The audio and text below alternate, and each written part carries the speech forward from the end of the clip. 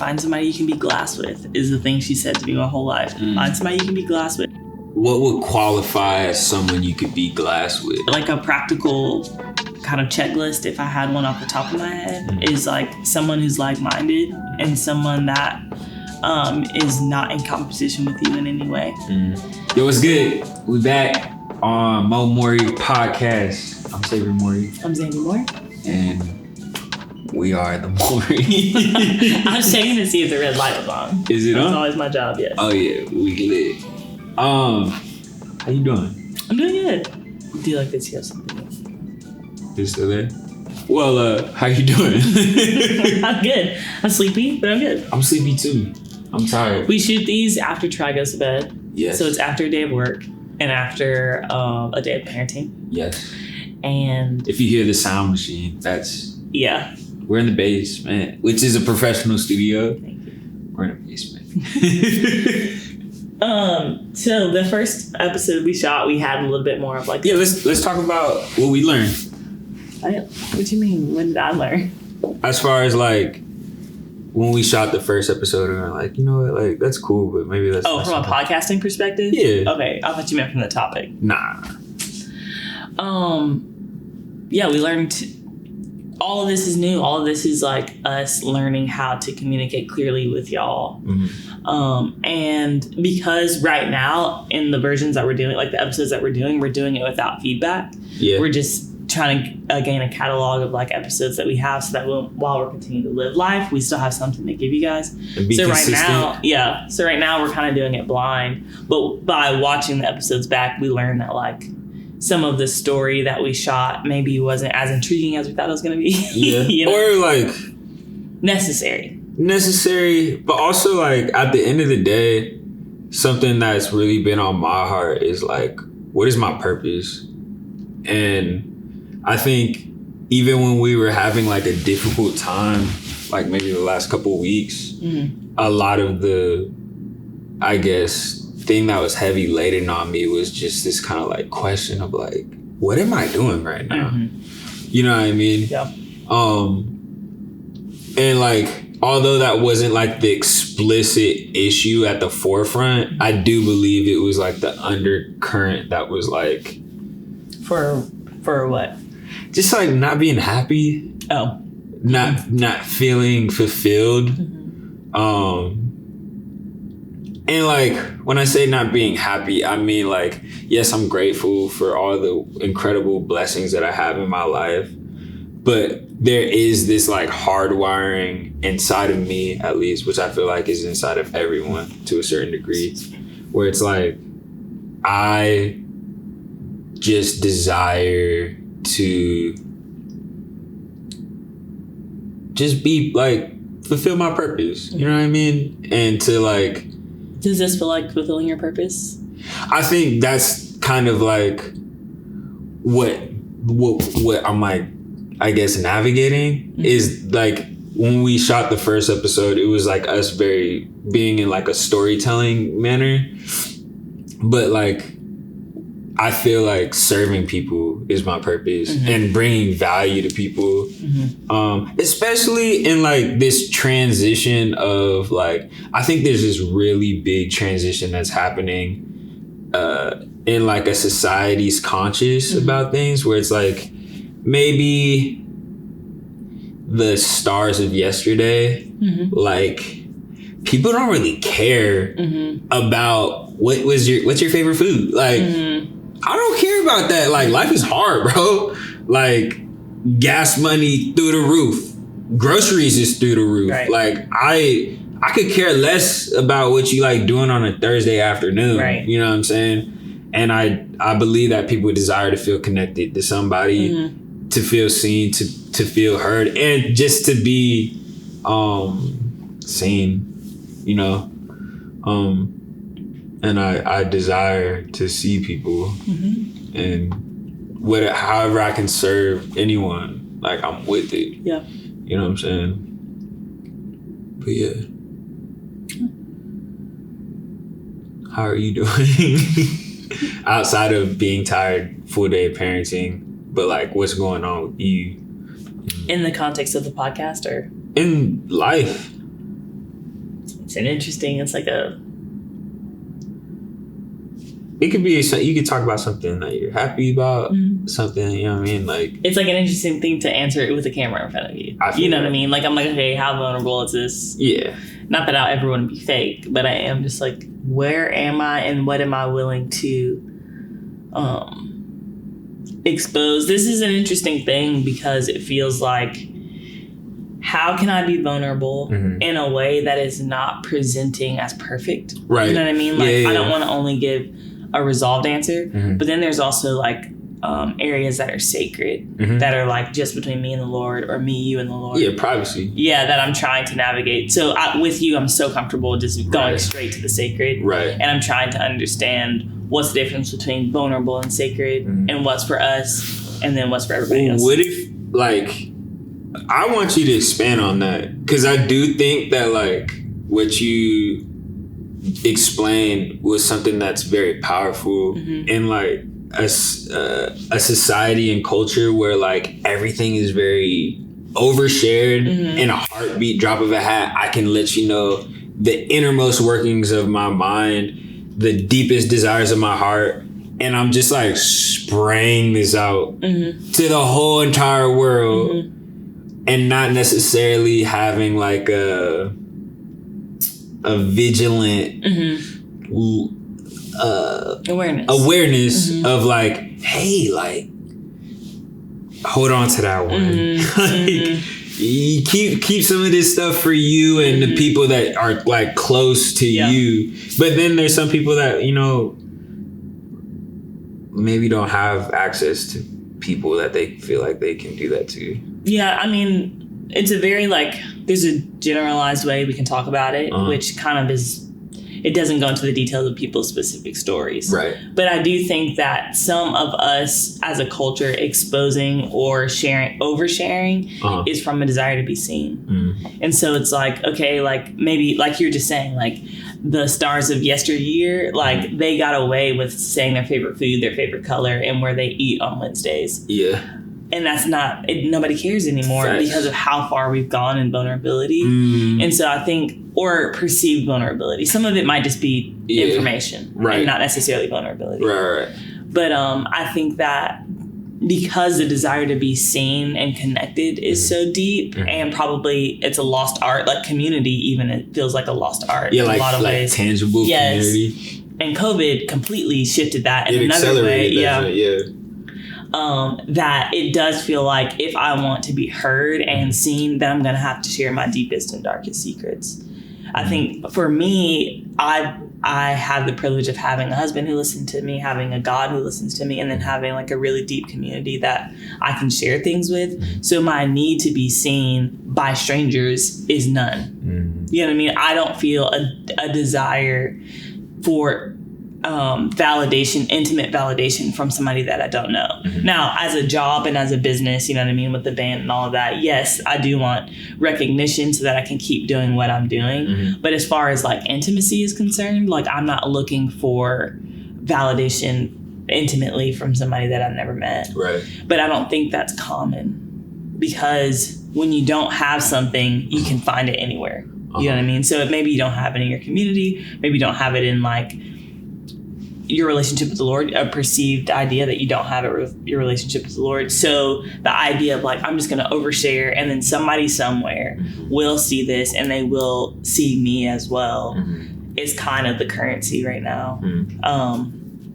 What used to be like maybe like physical nakedness is turning into like emotional nakedness. And it's like the more that I share, the more people will celebrate me. But it also, just like physical nakedness, it does sometimes feel like I'm not supposed to be seeing that. You know what I mean? Like when people go kind of emotionally too far, where it's like, I'm not saying that you look bad. I'm just saying that wasn't for me, you know? So sometimes reading posts or just being kind of watching intimate conversations feels like, I don't think facts. So it makes me feel uncomfortable sometimes, because I'm like, I am in a place that like, I haven't earned my stripes to be here. We haven't built no connection nor trust for me to be privy to this information. And it's been kind of like forked over to me. And I'm kind of like, whoa, like, I don't think I should be here right now. You know what I mean? And it kind of, like you said, it feels uncomfortable.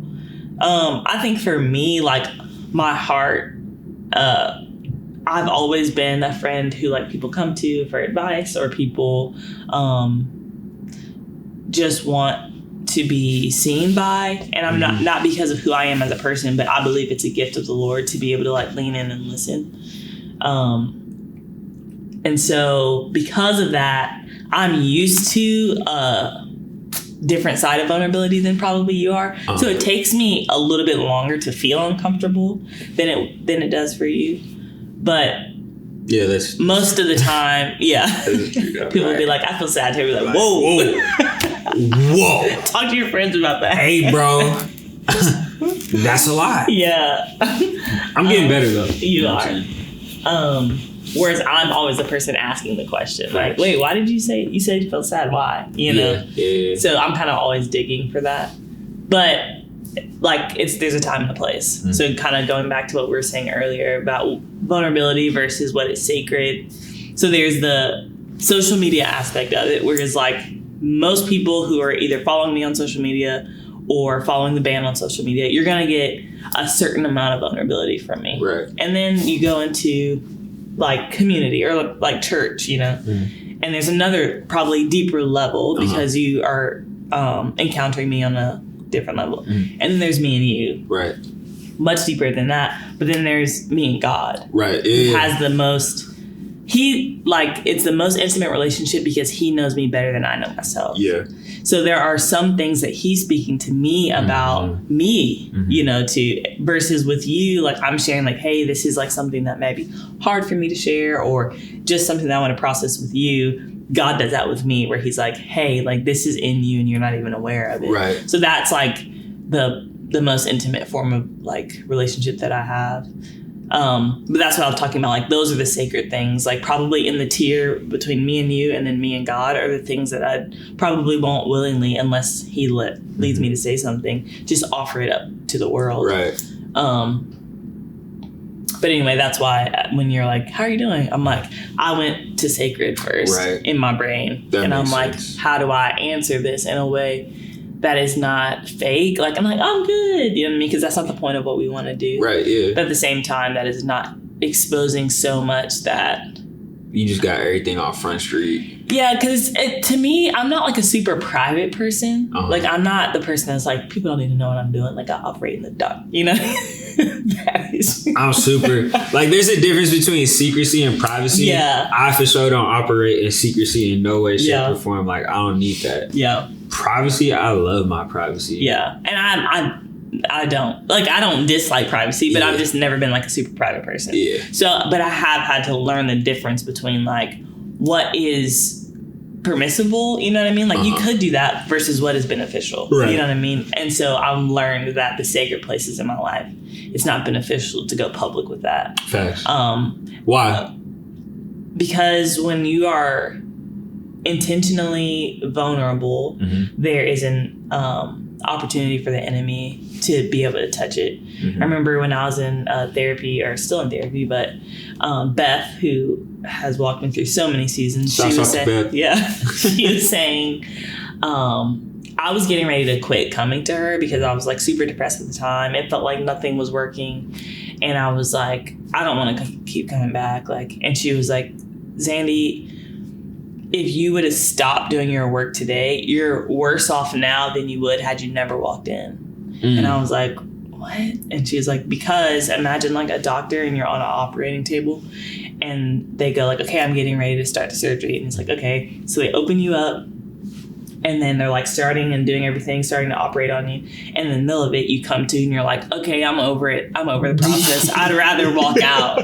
And they're like, you're more exposed now than you were before I even started the surgery. So she was saying God ultimately is the surgeon. Yeah. But it would be unethical for me to let you walk out exposed. Right. And so I think that in the same way with whatever is sacred, a lot of what is sacred right now in my life is me on the operating table, and to willingly walk out exposed is just not wise. It'd be detrimental. Yeah. And it almost puts you in a position of harm. Yeah. Versus like just finishing the process and then being able to show what God has done. Right. But it is tricky because you don't want to be like fake, you know? Absolutely. And I'm not even saying like I'm going through the tough times. I'm just saying like because of our relationship, I'm so quick to go towards the realest of the real. Right. And what I want to share is real, but also wisdom. But you just did all that right there, though. What? As far as like being real and not exposing, but expressing wisdom. Yeah. Because like that really is. People don't be talking about that. Yeah. You know what I mean? Like it's very like just go and just do the thing. You know what I mean? Yeah. That was beneficial to me. You know what I'm saying? Like, right. I appreciate that. Yeah. And I'm pretty sure whoever watches this will appreciate that as well. Yeah, no, I find that to be powerful. Especially, like, you touched on something where, like, you make yourself vulnerable. Especially when you're speaking about sensitive things. To people that don't have any regard for that sensitivity. Cause like, yo, social media is like cold world. Like it's mad cold out there.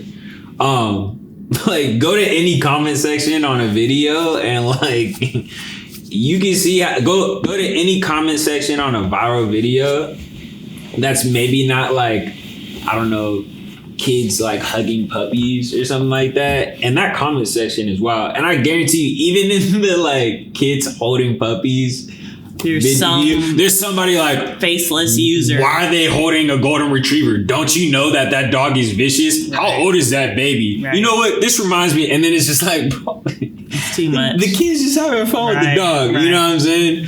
And like, you can never make everybody happy. Like that's never gonna happen. You could be like, yo, today was a beautiful day. And then someone's going to be like, well, it wasn't beautiful for everyone. Like, and it's like, all right. Right. So with knowing that, first off, not everyone's going to be happy. Someone's always going to have something to say. And now you're just like opening yourself up and being like, hey, here's what's really going on in my heart.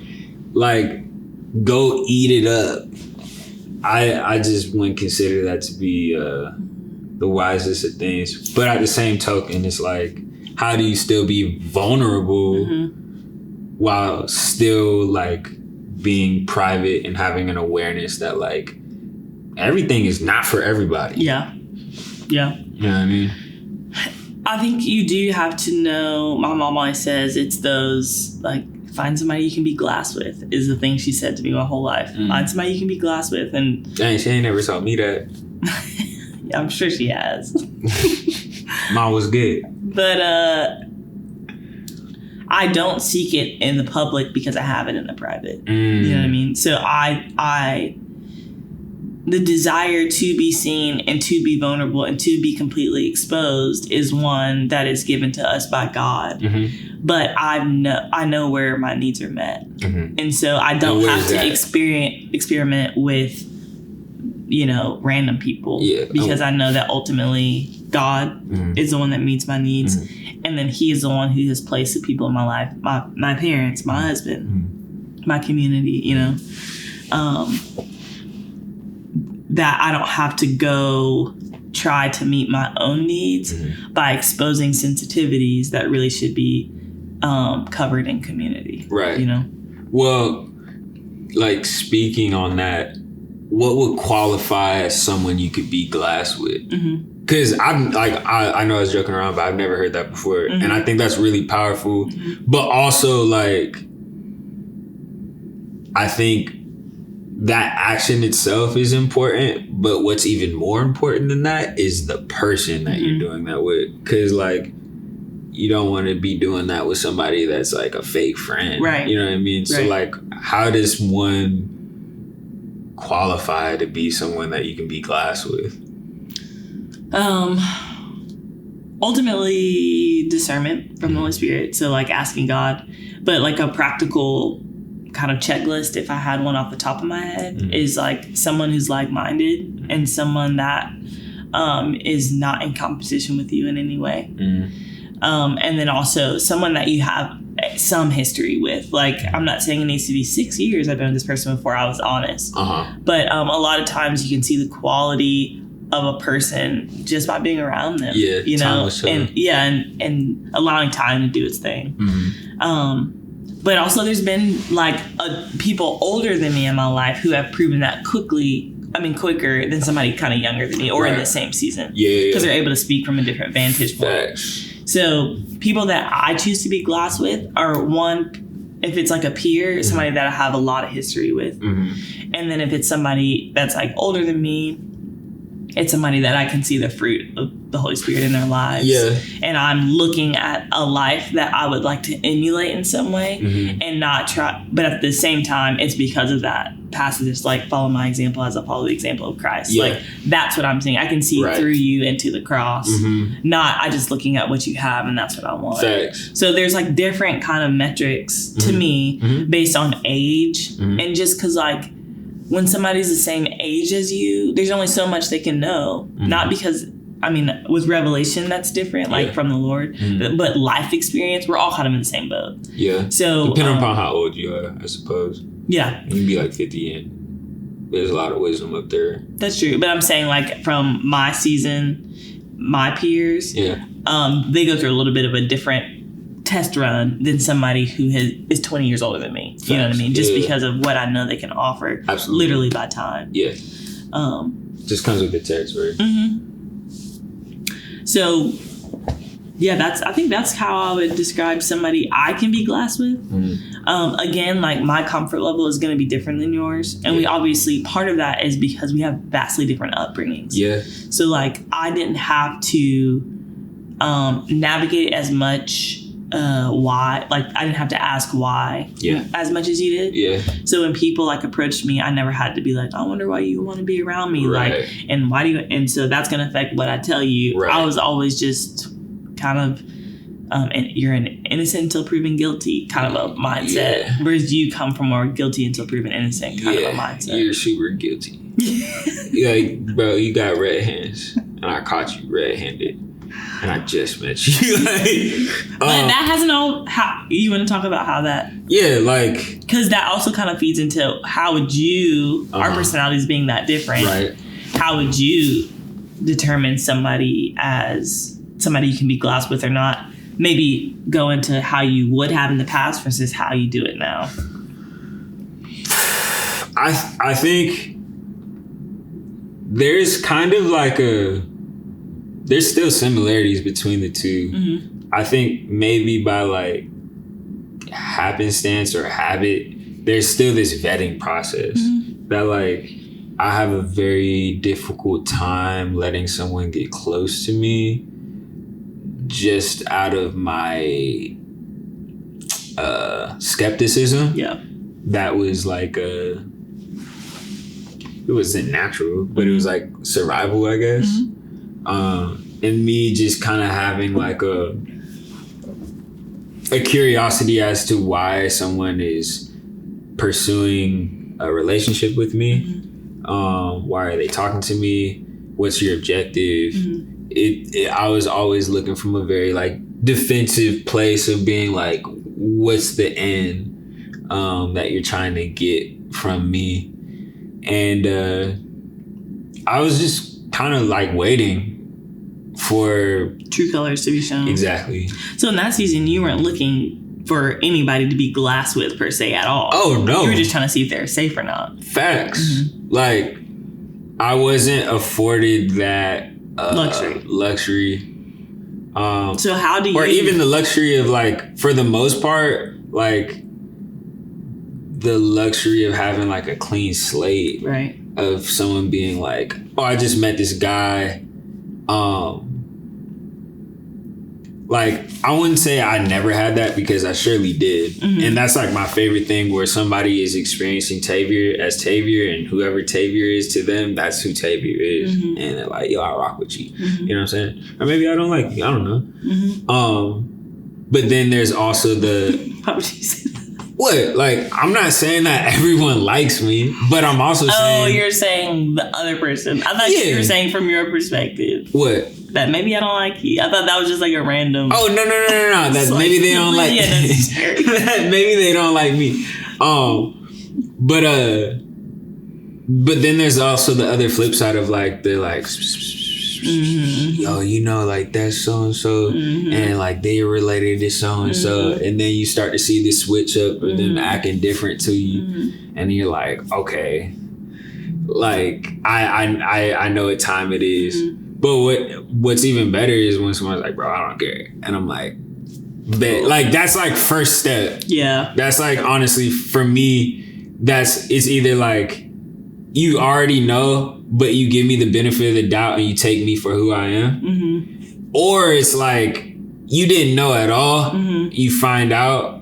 And then they're like, bro, I don't care. Yeah. Like, you know how me, like, it's good. Yeah. And then I'm like, all right, cool. Like, now you've entered into this space of where I'm like, okay, cool. Like, do you find that you engage with people more like that here in Nashville than you did in LA?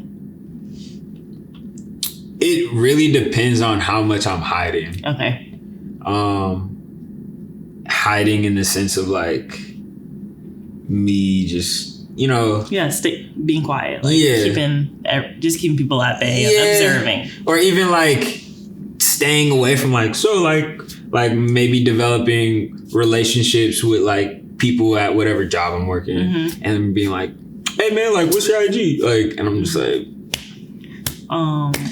Legacy Nashville. You know what I'm saying? Like, so it's, I feel like it was either or maybe like somebody would just like randomly notice me at work, and then people I'm working with be like, bro, what was that about? You know what I'm saying?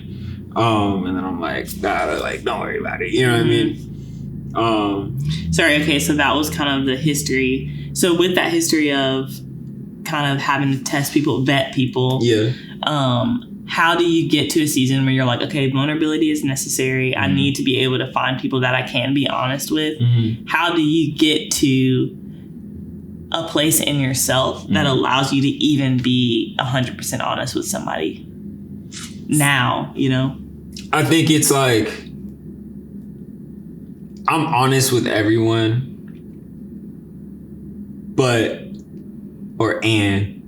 that doesn't necessarily mean that like you get the deepest, darkest. So who gets the deepest, darkest? Like God does. You do. But like what's wild is... But do you have a friend who does? Because I think it's important to know that like even in marriage... I talk to Chris like that. Okay. Like I'll be letting Chris know. Yeah. You know what I'm saying? I just wanted to know that like even in marriage, we can't be each other's everything. No. So it can't be like I talk to God, I talk to you. You know what I mean? Like there are some things that I have to process with women about how to be a wife. And some of my processing would be harmful for you to hear. Not because I'm saying anything out of pocket, but because of how raw it is, it automatically would feel like an accusation. When in wisdom, I go like, dude, how do I like present this in a way that I'm not destroying something or a person that I love so dearly, but at the same time, I'm 100% honest with him. Right. But sometimes you gotta have to, you know, the word, I can just be a little cutting, you know what I mean? But I say that to say, I can name a couple different women that I can be glass with. But like Chris, EJ, you know what I'm saying? What's wild is there's Chad, yeah. There's like a lot of men in my life that I can be glass with. It's just like they're great men. Yeah. And oftentimes great men are hard to get a hold of. And it's not out of like they don't care about you. No. They don't. It's just like, bro, like great men are doing great things. And when great men are doing great things, their time is so limited. Yeah. And all of them are family men. Yeah. Their husbands, their fathers, and they're incredibly successful at what they do. So it's like the time crunch is just there. But the support isn't diminished because of that. So I even feel honored just to have access to them in whatever capacity it is. Yeah. I'm just like, oh man, this is a blessing. Okay, so did you say how you ended up feeling comfortable being glass with these people? Or like, what was your list? I think it was similar to what you were saying as far as like, I looked at their fruit and I was like, oh my gosh, like all of y'all love Jesus. All of y'all are elite at what you do. And there's no like, okay, this is gonna be like a little side joint. Oh Lord. Like, oftentimes it's like, sometimes as like Christians are like set apart, the metric system is also set apart. Yeah. As far as like excellency. And sometimes it doesn't measure up to like other things. And like these people are excellent, like by all standards. Not just like, oh yeah, I'm like the big man in my city. And it's like, that's cool. Like, great. Like, that's awesome. Like but big fish, small pond kind of a thing. You know what I'm saying? But it's like, oh no, like Fox is calling me. You know what I'm saying? Like, oh, y'all need this for the movie? Bet, I got you. You know what I'm saying? And that's something that I aspire to be, because I believe and know we're the head and not the tail. Yeah. And I want the best. Not from like a like I only get the best, but from a like, I know the God that I serve is like, it's rooted in like going from glory to glory. Like it just keeps getting better. And I just want the fullness. Yeah. So when I say like, that's a good way to say it, the fullness. I just want the fullness. Yeah. Like if we can turn it all the way up, like why not? You know what I'm saying? Like, and I won't settle for anything less from like a desire standpoint. Yeah. Cause like, oh, you're saying like I have access to this? Yeah. Like sign me up. Like let's go. You know what I'm saying?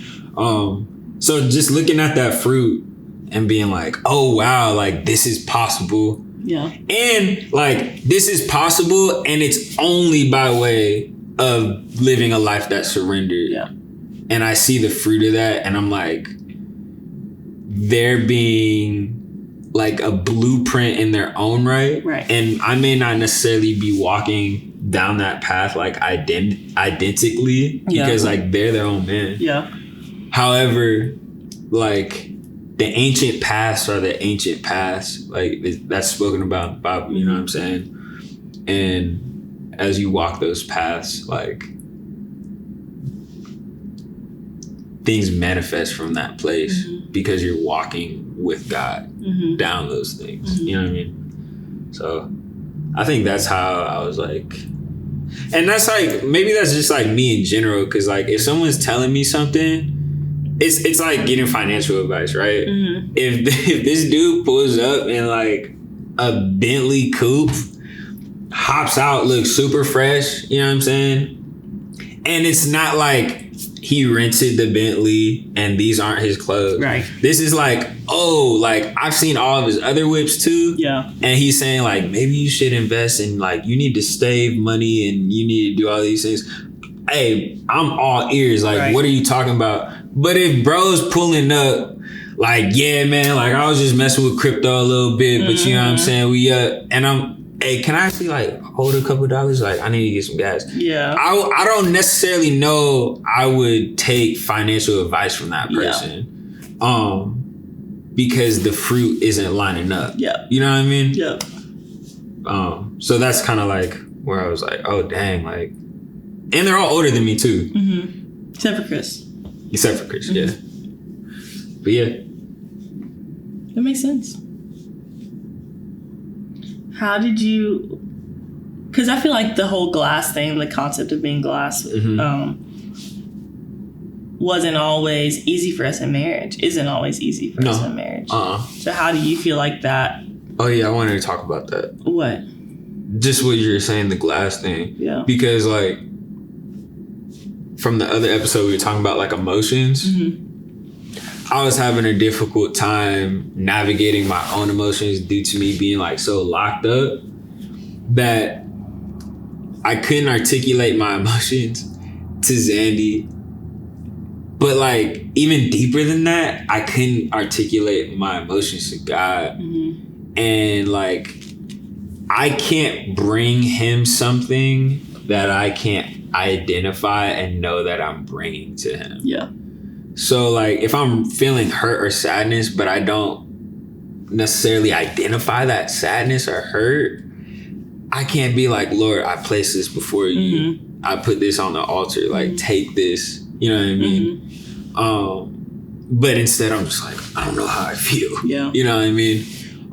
So I think in the development of me navigating my emotions and being able to identify my emotions, I'm able to surrender them to him, which in turn gives me the ability and opportunity to communicate to you about how I feel. Yeah. So I think that's kind of, and it's still a work in progress. You know what I mean? Yeah. I remember when we were doing a lot of emotional work, I like explicitly remember being in a parking lot texting you, talking about how like the inside of me felt like a castle that had like a bunch of like ivy overgrown and vines. Yeah. And was that on the road? I think so. I think so too. I think I remember this. And it just feels like as I was doing the emotional work and as I'm still doing the emotional work, like these vines are being pulled off and it's exposing like this beautiful castle, but like even this castle itself needs work. You know what I mean?